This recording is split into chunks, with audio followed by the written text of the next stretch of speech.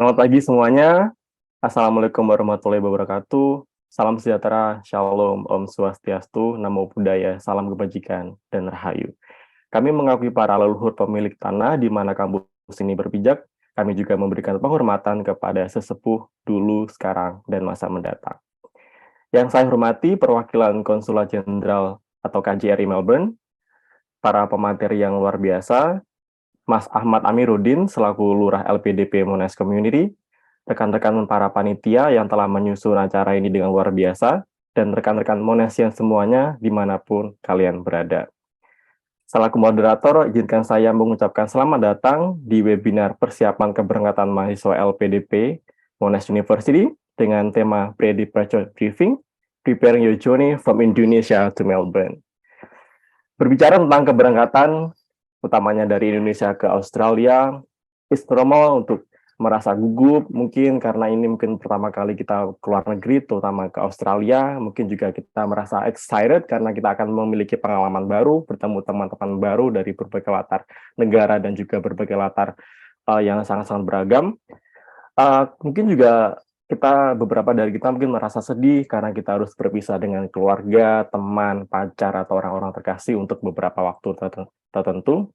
Dan juga mungkin tak jarang dari kita merasa overwhelming, terutama bagi kita yang pertama kali datang ke Australia, karena banyak sekali yang harus disiapkan sebelum kita berangkat ke Australia.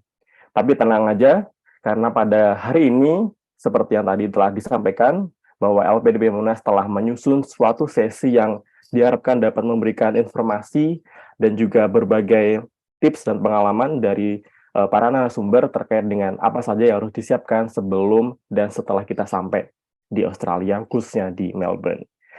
Untuk yang pertama, kita telah memiliki seorang konsul muda protokol dan konsuler KJRI Melbourne, yaitu Mas Sapta N. Dananjaya. Mas Sapta, apakah sudah siap bergabung bersama kami? Ya, selamat Oke, pagi waktu Indonesia ya. ya, selamat pagi. Bagaimana kabarnya Mas Sapta? Baik, Oke, cukup. Oke, teman-teman semuanya, Mas Sapta nanti akan uh, memberikan sharing terkait dengan hal-hal yang sifat administratif, jadi seperti apa aja dokumen yang perlu kita persiapkan sebelum kita berangkat ke Australia, prosedur lapor diri, dan terkait hal-hal informatif lainnya, terutama untuk para WNI, untuk kita semua perlu ketahui ketika kita datang ke Australia untuk beberapa waktu tertentu. Oke, tanpa berlama-lama, mari kita sambut Mas Sapta N. Dananjaya untuk menyampaikan materinya. Selama 20 menit, kami persilakan Mas Sapta. ya baik. Terima kasih Mas Jeffrey. Selamat pagi waktu Indonesia, teman-teman awardee LPDP yang akan segera bergabung ke Melbourne. Selamat siang kepada teman-teman LPDP Monash yang sudah ada di Melbourne ini, panitia-panitia. Terima kasih atas kesempatan yang diberikan kepada kami selaku perwakilan dari KJRI Melbourne untuk memberikan sedikitlah berbagi sharing informasi mengenai apa-apa yang mungkin bisa disiapkan di awal sebelum keberangkatan ke Melbourne. Saya izin share screen sedikit untuk paparan, tidak banyak, hanya mungkin tadi Mas Jeffrey bilang waktunya berapa Mas? 20 menit ya, mungkin nggak sampai inilah eh, sampai 20 menit karena tidak terlalu banyak untuk keberangkatan. Kita lanjut aja. Ini perkenalan. Saya saat ini sebagai konsul protokol dan konsuler di KJRI Melbourne. Jadi apa namanya? Teman-teman kalau ada sesuatu yang diperlukan mengenai layanan kekonsuleran bisa menghubungi saya atau langsung menghubungi KJRI Melbourne. Nanti saya juga yang menangani. Nama lengkap saya Sapta Dananjaya, bisa dipanggil Danan. Sebelumnya saya pernah bertugas di KBRI Dhaka di Bangladesh selama 2 tahun dan sebelumnya saya penugasan di Jakarta. Mungkin kita langsung lanjut aja untuk diskusi kita siang hari ini. Kira-kira ada 4 nih titipan yang apa namanya diminta oleh teman-teman di LPDP Monash University. Yang pertama adalah ketentuan masuk ke Australia. Kemudian yang kedua adalah dokumen-dokumen yang mungkin perlu dibawa sebelum berangkat. yang ketiga prosedur lapor diri, dan yang terakhir adalah informasi-informasi yang lainnya yang mungkin bermanfaat buat teman-teman. Kita langsung masuk ke ketentuan masuk ke Australia. Pada dasarnya sekarang Australia itu kan sudah buka ya, dan sebetulnya bukanya lebih lebih awal daripada Indonesia nih. Jadi teman-teman tidak perlu khawatir, tidak ada persyaratan-persyaratan khusus, tapi yang perlu diperhatikan sebagaimana ke setiap negara mungkin yang sudah pengalaman ke luar negeri, itu biasanya akan ada custom declaration. Please teman-teman, kalau membawa sesuatu yang sifatnya ada di dalam custom declaration, silahkan diisi dengan sejujur-jujurnya. Jangan bohong. Karena biasanya kalau bohong, ketahuan selain barangnya disita dan dibuang, teman-teman juga harus bayar denda. Nah, jangan sampai teman-teman baru dapat lamsam, baru Oh iya, berangkat, baru mana gede nyampe, naiknya eh keluar Kak. langsung kena denda, langsung harus bayar denda yang harganya ratusan dolar. Sayang, sebaiknya uang denda itu dipakai buat settle down atau teman-teman bisalah menikmati makan-makan di sini. Dan kemudian yang kedua yang sering kali lupa dan menjadi masalah buat orang-orang Indonesia nih kebiasaan karena mau pergi ke luar negeri takut makanannya nggak cocok akhirnya bawa berbagai macam makanan-makanan baik makanan basah maupun kering, ada yang bawa rendang, ada yang bawa abon, mungkin ada yang bawa apa lagi nih Indomie. Nah itu jangan dibawa, apalagi kalau bawa rendang abon masing-masing 5 kilo untuk setahun gitu kan, itu mungkin terlalu berlebihan lah. Jangan khawatir, Melbourne ini restoran Indonesianya banyak. Kalau saya tidak salah ingat, setidaknya minimal ada 40 lah, tersebar di seluruh wilayah Melbourne. Dan enak-enak semuanya. Rendang ada, mungkin tidak semua, abon saya belum pernah ketemu, tapi sepertinya ada toko yang jual, jadi no worries. Indomie di sini berlimpah di toko-toko yang umum ditemukan di apa mungkin tempat tinggal teman-teman nanti. Indomie berlimpah, harganya lebih mahal dikit lah ya, tapi aman. Jadi teman-teman kalau mau hidup laksana mahasiswa di Indonesia yang tiap hari makan Indomie juga bisa sebetulnya. Uangnya ditabung buat dibawa pulang, itu bisa. Nah, ini hati-hati, pokoknya jangan bawa makanan, karena makanan akan kemungkinan besar akan disita, kemudian dibuang. Kalaupun membawa, misalkan sudah dibawakan nih, ada yang ngasih, nggak enak untuk ditolak, akhirnya dibawa, ya sudah dibawa, dideklar saja, pada saat di custom, sampaikan bahwa saya bawa makanan ini, biarkan custom yang memutuskan. Kalau boleh dibawa, akan diizinkan dibawa, kalau tidak boleh, maka akan disita untuk dibuang. Itu esensinya untuk masuk Australia saat ini. Selain itu, tidak ada restriction, tidak ada batasan, bebas. Yang penting teman-teman datangnya ya secukupnya aja lah, tidak perlu bawa banyak barang karena di sini apa namanya imigrasinya terkadang lama, panjang, proses customnya juga panjang. Jadi sebisa mungkin barang bawaannya yang efisien saja. Kemudian yang kedua, dokumen-dokumen yang wajib dibawa. Yang pertama tentunya paspor, karena kalau teman-teman nggak bawa paspor, nggak bisa terbang sampai sini kan.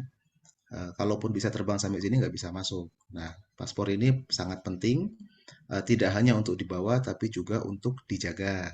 Jangan sampai hilang. Kalau hilang, bisa diganti, tapi mahal. Bayarnya sampai 150 dolar. Nah, sayang lagi tuh uangnya, mendingan buat jajan atau buat bayar kos-kosan. Jadi, paspor ini kalau bisa dijagalah.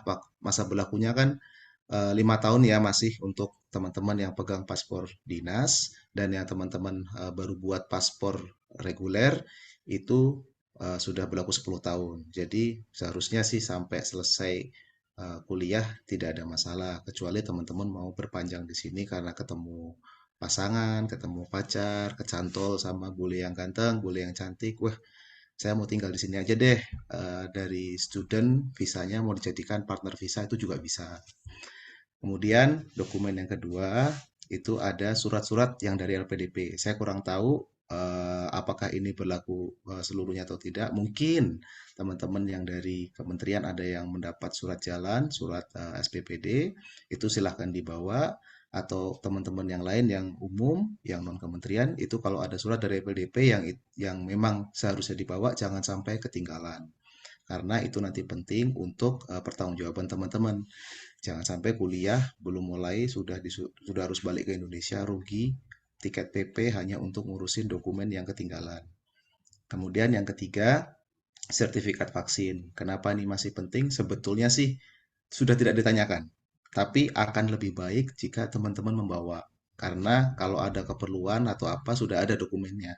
Nanti apa namanya jika diperlukan sudah langsung, oh ini sudah siap gitu. Terutama kalau teman-teman masih ada waktu, silahkan mencoba untuk mendapatkan sertifikat vaksin COVID dengan eh, template international certificate. Itu Indonesia sudah menerbitkan, itu juga diterima di Australia, formatnya sama. Silahkan dicoba melalui aplikasi Peduli Lindungi dan aplikasinya Kemenkes. Saya lupa alamatnya, tapi bisa di googling. International COVID-19 Vaccine Certificate, ICVC, itu Indonesia juga sudah menerbitkan. Itu disiapkan aja, tidak harus dicetak, disiapkan di HP dalam bentuk PDF juga nggak masalah. Selanjutnya, bawa SIM.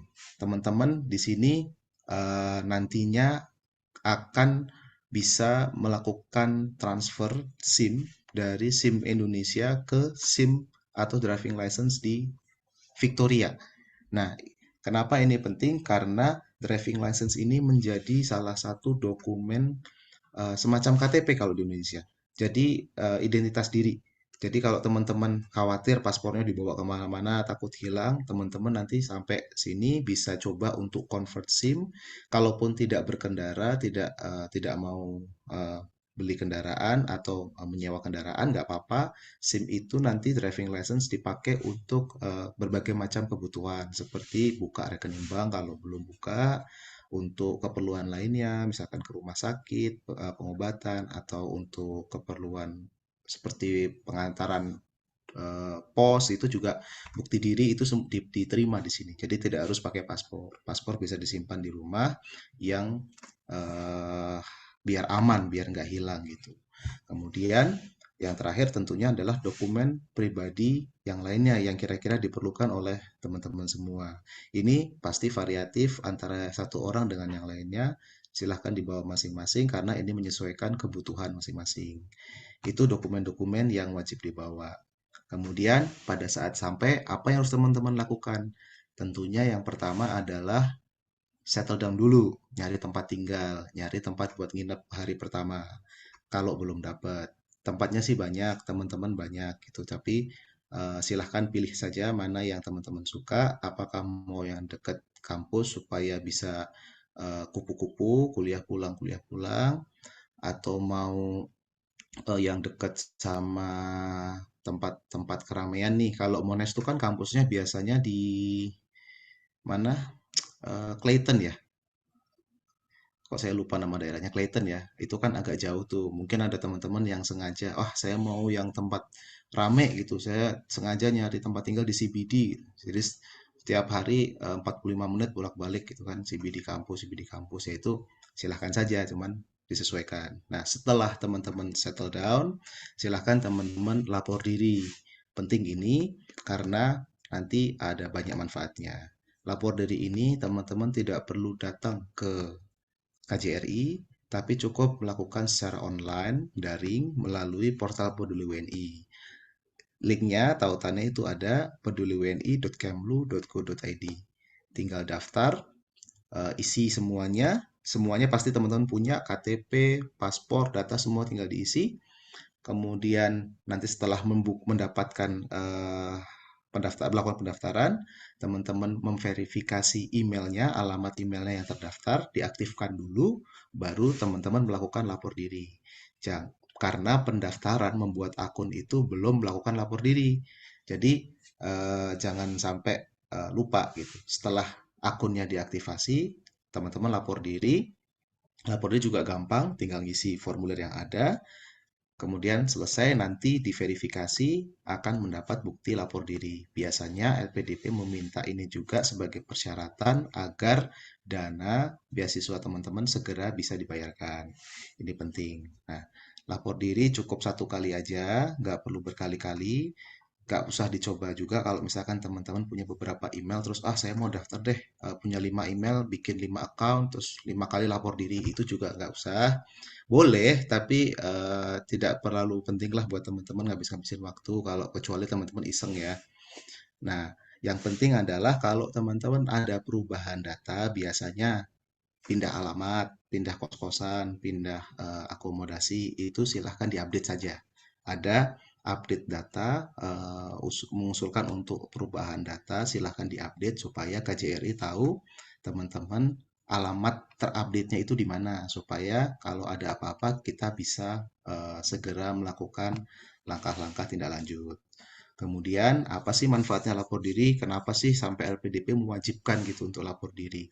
Pertama, tentunya di portal Peduli WNI itu teman-teman bisa dapat update mengenai status negara tujuan. Maksudnya apa? Maksudnya adalah contoh Australia nih, kondisinya gimana? Aman atau tidak? Kemudian informasi-informasi mendasar seperti colokan listriknya seperti apa? Kemudian rawan keamanan atau tidak, cuacanya bagaimana, itu bisa juga ada di portal Peduli WNI, bisa dicek.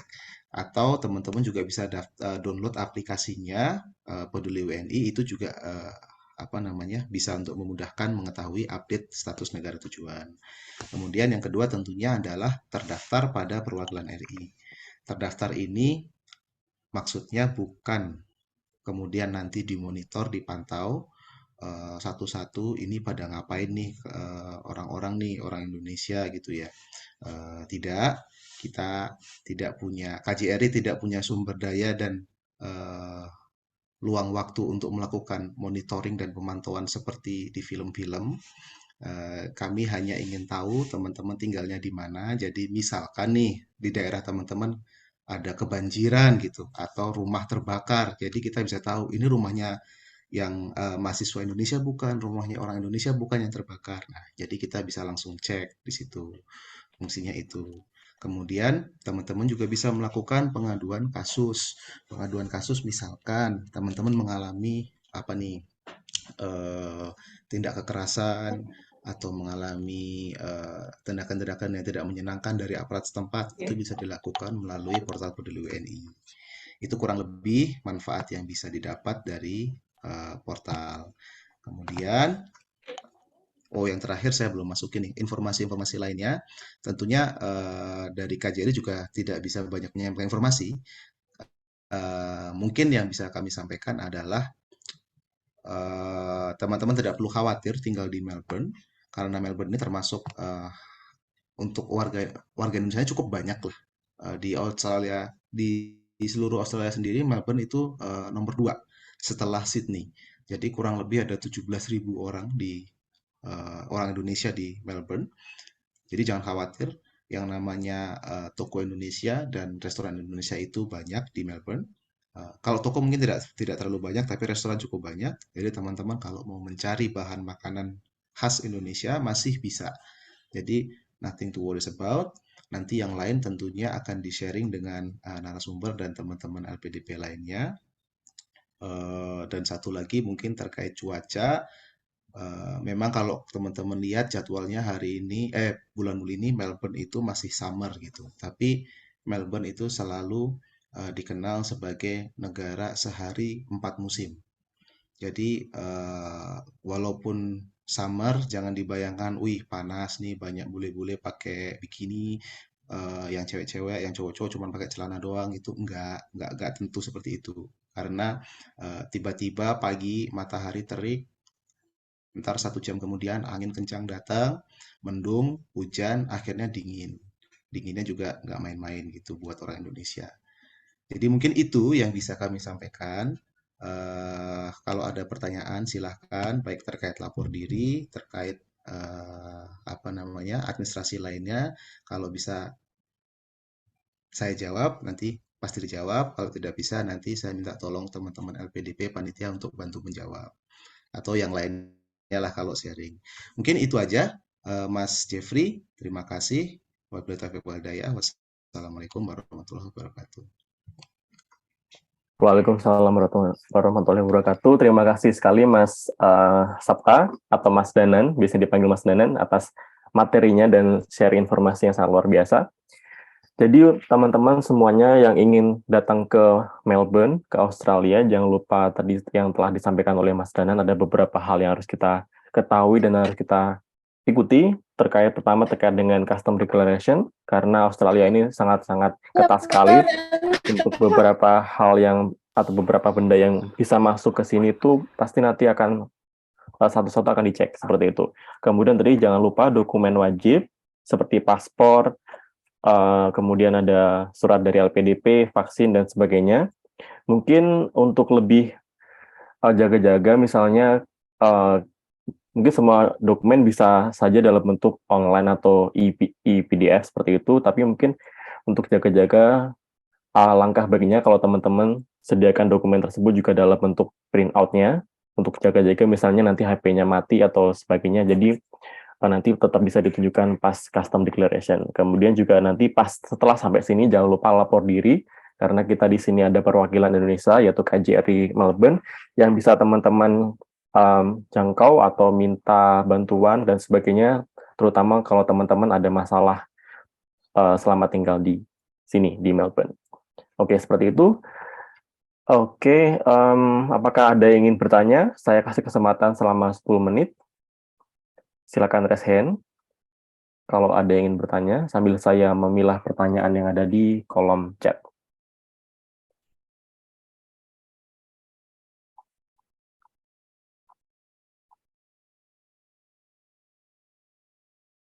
Oke, karena belum ada yang raise hand, saya akan membacakan pertanyaan pertama. Dari Mas Muhammad Argi Afriandi, apakah ada dokumen-dokumen yang harus di-print atau semua boleh dalam bentuk PDF? Silakan Mas Danan, mau satu-satu atau langsung dua sekaligus? Satu-satu mungkin ya, Oke, satu-satu dulu, biar nggak silakan. kelewatan. Kalau dokumen, di sini pemerintah Australia tidak minta harus fisik, PDF pun boleh, tapi alangkah baiknya beberapa dokumen penting bisa disiapkan print out-nya. Jadi tidak harus semuanya.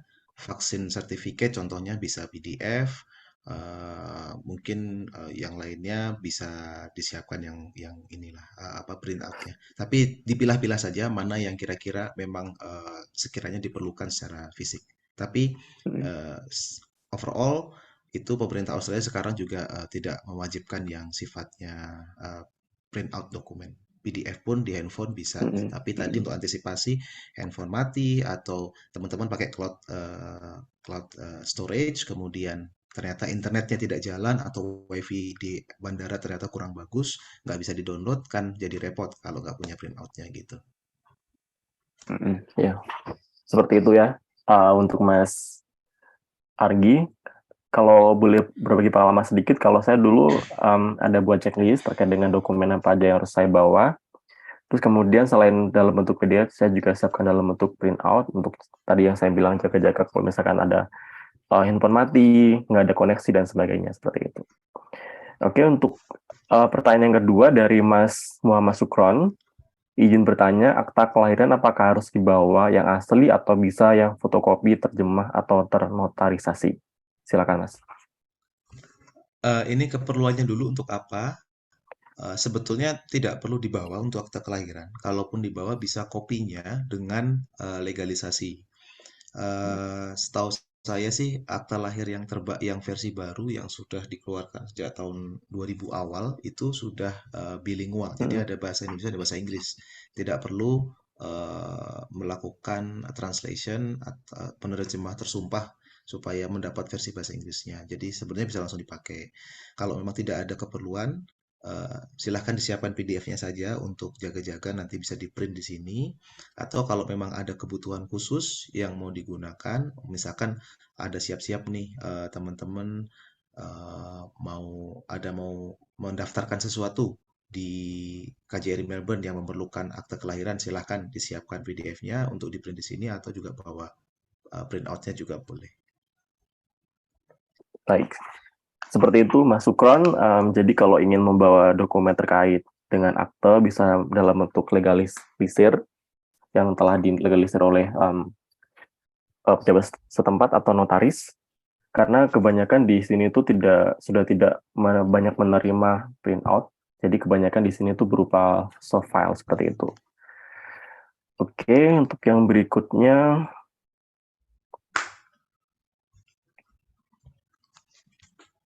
dari Kak Risti. Apakah obat-obatan bisa dibawa terkait dengan obat resep dari dokter yang apakah obat-obatan bisa dibawa, obat resep dokter atau yang bisa dibeli di apotek saja yang bisa dibawa? Maksudnya, silakan Mas. Ya, untuk obat-obatan itu tentunya bisa dibawa. Kalau obatnya bukan over the counter, itu silahkan bawa resep dari dokternya. Supaya nanti sekiranya obatnya habis, bisa beli di sini lagi juga. Selain untuk bukti kepada custom Australia bahwa ini memang obat yang teman-teman harus konsumsi selama tinggal di Australia atau selama periode tertentu. Nah, untuk over the counter juga apa namanya bisa dibawa, cuman perlu diperhatikan kategori obat yang sifatnya over the counter ini beda antara Indonesia dengan Australia. Ada obat-obatan di Indonesia yang eh, dijual over the counter, tapi di sini terkadang justru agak lebih ketat gitu. Jadi teman-teman hati-hati saja kalau mau cari sifatnya semacam Panadol atau obat-obatan umum di sini juga ada, tidak perlu bawa banyak-banyak mungkin kalau memang mau bawa cukup satu satu strip aja. Tapi kalau memang ada obat-obatan khusus yang memang teman-teman harus konsumsi karena punya kondisi kesehatan tertentu, silahkan dibawa, jangan khawatir. Siapkan saja resep dari dokternya, tentunya dalam bahasa Inggris yang menjelaskan bahwa ini obat untuk pengobatan apa, dalam treatment apa gitu. Tapi nggak usah khawatir, itu bisa dibawa. Oke, semoga menjawab pertanyaannya dari Mbak Ristiani. Selanjutnya dari Mas Rinto Tambu Bolon, terkait dengan penerbangan ke Melbourne, apakah ada dokumen khusus yang perlu disiapkan? Tadi sebenarnya setelah dibahas oleh Mas Danan bahwa ada beberapa dokumen dan hal yang harus kita ketahui dan siapkan. Tapi mungkin ada tambahan dari Mas Danan, silakan. Ya, untuk dokumen tidak ada yang spesifik. Jadi tidak perlu ada dokumen-dokumen khusus yang perlu dibawa, kecuali teman-teman membawa barang-barang tertentu yang memang memerlukan izin. Nah, ini juga berarti case by case. Saya tidak bisa sampaikan apa secara umum satu-satu barangnya apa saja. Karena misalkan nih teman-teman ada yang kemarin contoh pada saat ada yang pulang mau bawa sampel riset dan sebagainya. Itu kan perlu izin, mungkin perlu izin khusus dan sebagainya. Itu case by case, teman-teman bisa menghubungi KJRI. Tapi secara umum tidak ada dokumen khusus yang bisa dibawa. Jadi teman-teman bisa ya bahasanya bisa kayak tulis lah datang. Yang penting sudah punya visanya, visa sudah granted, itu dibawa aja gitu. Dan saya sarankan, walaupun sekarang Australia menggunakan sistem elektronik visa yang visanya itu di sistem, teman-teman kalau bisa bawa visa grand notice yang biasanya di email ke teman-teman, itu di print out saja untuk jaga-jaga kalau misalkan ditanya visanya mana gitu. Karena sebetulnya by system mereka sudah punya, biasanya tidak akan menanyakan, tapi antisipasi kalau misalkan ada kendala di imigrasi, teman-teman sudah siap, VGN-nya sudah punya. Jadi tidak akan berlama-lama lah di imigrasi harapannya. Baik, dari Mas Rinto mungkin ingin menanggapi, silakan. Baik, terima kasih Mas Jeffrey, Mas Dana, terima kasih penjelasannya. Mungkin lebih spesifik lagi terkait penerbangan ini, Mas, apakah perlu apa namanya melakukan tes rapid antigen misalnya sebelum berangkat? Hmm. Karena saya lihat kemarin di waktu tiket yang sudah dikirim itu ada ini ya pemberitahuan apa untuk rapid Ya, atau gimana? sebetulnya Terima kasih. ya terima kasih. Untuk Australia itu sudah tidak ada syarat persyaratan perjalanan menggunakan PCR atau rapid antigen test. Jadi semua bahkan turis pun bebas masuk tanpa tes PCR ataupun RAT. Nah, kalau sekiranya ada persyaratan yang tiba-tiba muncul diminta RAT, itu mohon dikonfirmasi dulu apakah ini spesifik disampaikan karena aturan umumnya sudah tidak ada lagi diminta RAT dan PCR. Jangankan PCR, di sini aja orang sudah nggak pada pakai masker gitu. Di umum, orang jalan-jalan sudah bebas. Masker itu sudah opsional. Kalau orang mau pakai silahkan, kalau nggak mau pakai ya sudah gitu. Jadi kondisinya seperti itu. Kalau memang ini ada, misalkan dari agen meminta untuk RAT, bisa dikomunikasikan dulu apakah ini persyaratan yang diminta secara spesifik karena satu dan lain hal, atau bagaimana? Karena secara umum sejauh yang kami tahu di KJRI itu Australia sudah tidak memberlakukan PCR, persyaratan PCR dan RAT untuk masuk ke Australia.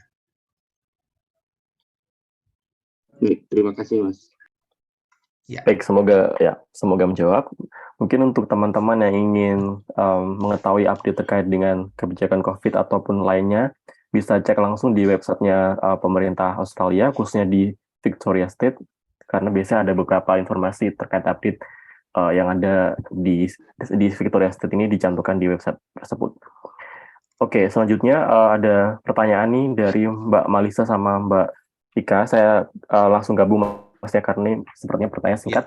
Yang pertama, SIM Indonesia apakah bisa dipakai di Australia untuk bawa motor misalnya? Kemudian misalnya kita ingin perpanjang paspor, apakah bisa di Australia? Silakan Mas Danan. ya. Untuk SIM, kalau digunakan langsung, seingat saya tidak bisa. Jadi harus dikonvert terlebih dahulu. Jadi apa namanya? Kalau teman-teman punya international driving license itu bisa dipakai kalau tidak salah paling lama 6 bulan setelah ketibaan. Nah, kalau teman-teman mau menggunakan driving license, di-convert dulu. Untuk kemudahan di Victoria itu adalah SIM Indonesia bisa langsung di-convert. Walaupun mungkin teman-teman dapatnya belum tentu full license. Jadi di Australia ini ada beberapa tipe driving license. Yang pertama adalah driving license learner yang L, kemudian ada P merah, P hijau baru full license. Kalau L itu yang baru belajar, P itu yang sudah selesai belajar tapi masih mengumpulkan jam terbang lah, jam nyetirnya gitu. P merah dan P hijau. Itu nanti kondisinya beda-beda, apa yang boleh dilakukan dan tidak boleh dilakukan. Kemudian baru nanti terakhir adalah full license, driving license. Cuman kalau langsung dipakai tadi SIM Indonesia tidak bisa. Kalau mau di-convert boleh. Nanti perlu surat dari KJRI, tinggal menghubungi KJRI, kita akan buatkan suratnya untuk proses convertnya. Gitu. Jadi SIM A, kalau di sini tidak membedakan SIM itu hanya satu kartu. Nanti di situ dicantumkan SIM ini boleh untuk kendaraan apa saja. Apakah motor termasuk atau hanya mobil saja atau hanya motor saja. Itu nanti ada dan itu tergantung SIM teman-teman. Kalau teman-teman hanya punya SIM C ya berarti C saja nanti motorbike aja yang dikasih. Kalau punya A dan C berarti bisa dikasih yang car sama motorbike. Tapi kalau punya A ya pasti car saja yang dikasih. Itu untuk SIM. Yang kedua mengenai paspor. Nah, tentunya karena teman-teman statusnya adalah visa student, KJRI bisa menerbitkan paspor penggantian paspor untuk teman-teman semua. Baik itu kondisi paspor yang habis masa berlaku atau habis halamannya, hilang atau rusak. Nah, kalau hilang atau rusak ini tentunya ada dendanya. Denda kerusakan sama denda kehilangan itu beda. Jadi biayanya $40 untuk paspor yang habis masa berlaku atau halamannya habis. Mungkin teman-teman eh, ada riset kemana-mana gitu ya, keluar ke negara-negara Pasifik mungkin yang jadi cap terus ternyata habis gitu kan. Halamannya itu bisa, itu $40. Tapi kalau hilang itu nanti bisa sampai 150. Kalau rusak itu sekitar 95 dendanya apa total biayanya. Nah, eh, yang perlu diperhatikan adalah perwakilan Indonesia di luar negeri belum bisa menerbitkan elektronik paspor atau e-paspor. Jadi, kalau misalkan teman-teman yang mungkin menggunakan paspor reguler itu menggunakan paspor biasa yang elektronik, kalau nanti perpanjangan di KJRI itu akan dapatnya paspor reguler. Kenapa? Karena kita juga tidak punya belangko paspor elektroniknya. Jadi mau tidak mau, kalau perpanjangan di sini hanya paspor reguler yang biasa. Oke. Itu, Mas. Oke, terima kasih Mas Danan. Ini ada satu pertanyaan terakhir ya, karena sepertinya dua pertanyaan ini yang terakhir ini bisa disampaikan nanti di sesi kedua. Jadi list dokumen apa aja nih yang perlu dibawa dalam bentuk fisik? Apakah kita perlu membawa ijazah? Mungkin ijazah dari pendidikan yang sebelumnya, apakah perlu dibawa Mas kira-kira? Jadi untuk dokumen-dokumen ini kan berarti dokumen-dokumen lain ya tadi kategorinya ya, yang perlu dibawa. Nah, ini menyesuaikan dengan kebutuhan teman-teman sendiri, persyaratan, terutama persyaratan dari kampus nih, fakultas. Karena bisa jadi beda fakultas, beda persyaratan. Kalau mereka meminta yang asli untuk dibawa, ya teman-teman tolong dibawa. Kalau sejauh yang saya tahu saat ini juga tidak banyak yang minta dokumen ijazah asli. Biasanya mereka hanya akan minta kopi, legalized copy atau certified true copy. Nah, kalau teman-teman misalkan ternyata nanti pas dibawa lupa nih melegalisasi, bisa legalisasi kok di KJRI. Tentunya ada biayanya. Dan pastinya akan lebih mahal kalau di KJRI dibanding di Indonesia karena rate-nya dengan Australian dollar. Jadi kalau teman-teman memang perlu membawa kopi-kopi dokumen seperti ijazah pendidikan sebelumnya, kemudian mungkin apa namanya academic transcript, lalu sertifikat-sertifikat terkait akademis lainnya, itu silakan disiapkan dari Indonesia kopinya, dilegalisasi dulu, baru dibawa ke sini. Tapi kalau ternyata emergensi kelupaan, silahkan bisa legalisasi di KJRI. Oke, semoga menjawab pertanyaan dari Saudara Gustika. Oh ya Mas, terkait dengan misalnya syarat-syarat dokumen apa aja yang perlu kita, misalnya tadi perpanjangan paspor dan sebagainya, itu apakah tersedia semuanya informasinya di website KJRI atau di mana nih kita bisa dapat infonya? Ya, kalau untuk persyaratan layanan-layanan seperti penggantian paspor, mau minta akta-akta seperti akta perkawinan, misalkan teman-teman ternyata ketemu jodohnya di sini, atau ada yang bawa keluarga ternyata istrinya melahirkan di sini, jadi butuh akta lahir anaknya. Itu semua informasi ada di websitenya KJRI, persyaratannya ada di situ. Untuk paspor ada langkah-langkahnya yang saat ini berlaku, bagaimana prosesnya. Itu bisa dicek aja di website KJRI Melbourne, tinggal di googling, tulis aja KJRI Melbourne, nanti langsung keluar paling atas, buka aja websitenya, di situ nanti ada layanan perwakilan, semua ada di situ. Baik masalah legalisasi, permohonan akta-akta yang otentik, yang akta-akta kelahiran, akta-akta pernikahan, paspor, itu semua ada di sini. Oke. Oke, luar biasa sekali. Terima kasih Mas Danan atas berbagi ilmunya. Semoga menjawab semua pertanyaan, dan bila teman-teman ingin tahu lebih jelas informasi yang diperlukan seperti tadi yang Mas Danan Jaya telah sampaikan, bisa cek langsung di websitenya KJRI, semua informasi tersedia di situ. Dan tadi saya ingin menggarisbawahi bahwa bila teman-teman ingin membawa dokumen-dokumen yang sifatnya penting seperti ijazah, akte, sebisa kami sarankan untuk membawa legalized kopinya aja atau kopi yang telah dilegalisir untuk menghindari misalnya hilang di sini, itu pasti nanti urusannya akan sangat ribet. Jadi sebisa mungkin dokumen yang asli itu disimpan saja di rumah seperti itu. Baik, kita berikan tepuk tangan yang meriah kepada Mas Sapta Dananjaya atas informasi yang sangat berguna untuk kita semua, terutama teman-teman yang akan segera datang ke Melbourne. Seperti itu.